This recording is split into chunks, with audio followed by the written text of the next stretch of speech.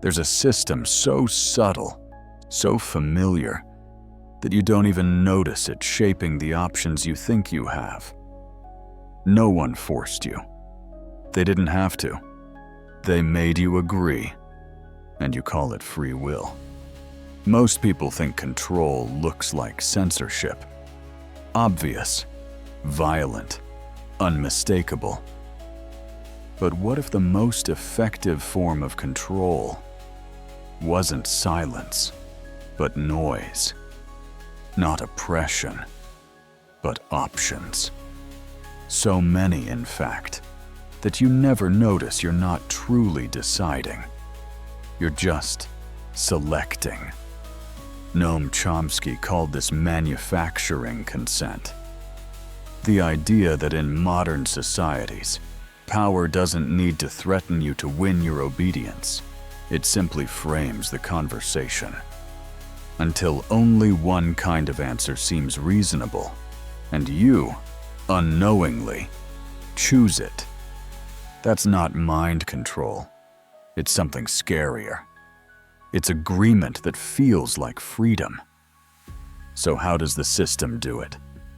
Chomsky described it with surgical precision. 5 filters that shape every message you receive through the media. Ownership. Most major outlets are controlled by large corporations, which serve commercial interests, not truth. Advertising. News isn't funded by the audience. It's funded by selling your attention to advertisers. Sources. Journalists rely on government and corporate insiders who decide what gets said. Flack. If a story threatens the powerful, they strike back. Careers are ruined, narratives discredited. Enemy framing. There's always a villain to fear, because fear keeps you paying attention. Now, fast forward to your life. You open your phone. You see what's trending.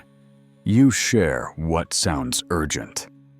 You avoid what might get you canceled. And all of it feels like you.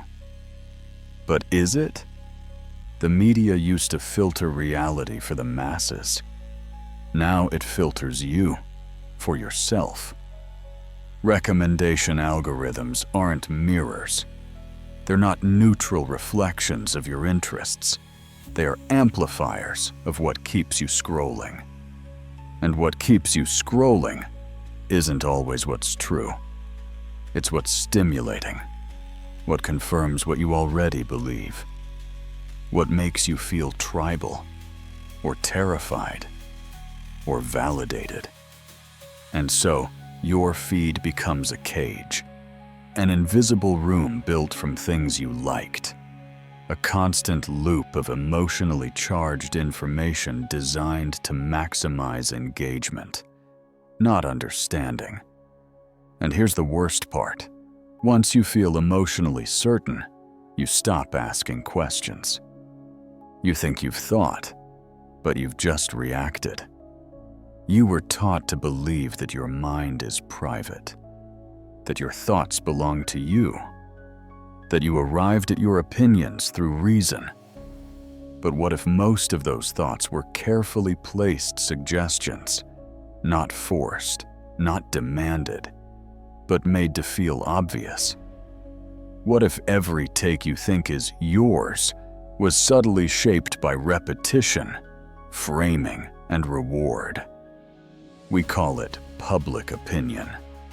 But it's often just public agreement, manufactured in a machine that punishes complexity and rewards certainty. Chomsky said, "The smart way to keep people passive and obedient is to strictly limit the spectrum of acceptable opinion, but allow very lively debate within that spectrum.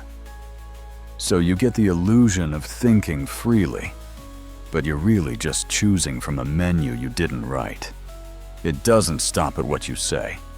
It infects what you don't say. You second-guess yourself. You filter your thoughts before they form. You avoid discomfort, not because someone told you to, but because the culture taught you it's dangerous. That's not just social pressure, that's internalized censorship. A defense mechanism you call being polite or being smart. But the real tragedy, most of the time, you're not even aware it's happening. The system doesn't silence you. It teaches you to silence yourself. But here's the turning point. Once you see the system, you can't unsee it. The headlines start to look like scripts. The outrage starts to feel rehearsed. The debates start to echo like broken records. And your mind, the one that felt trapped, starts to open. It's disorienting. You feel angry, paranoid, even betrayed. But that discomfort is your real mind waking up. The one that's actually yours. The one that questions not just the answers, but the questions themselves. Awareness doesn't mean escape. You can't delete the system. You live in it, but you can start to see its edges. And when you see the edges, you can choose.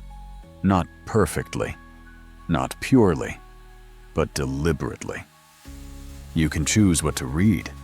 You can notice how you feel when you consume content. You can pause before sharing. You can ask yourself, why do I believe this? Who benefits from me thinking this way? And maybe most importantly, you can remember that disagreement doesn't mean disloyalty. It means you're still thinking. The scariest systems don't look like prisons. They look like freedom. They let you talk. They let you post. They let you scream, so long as you never question the frame. But when you do, you change something. Not the world, not the system, but yourself. And from that place, you begin to reclaim your attention, your focus, your mind. Because if there's one thing they can't fully automate, can't algorithmically predict, it's a person who thinks on purpose. And if you're still watching this, that person might just be you.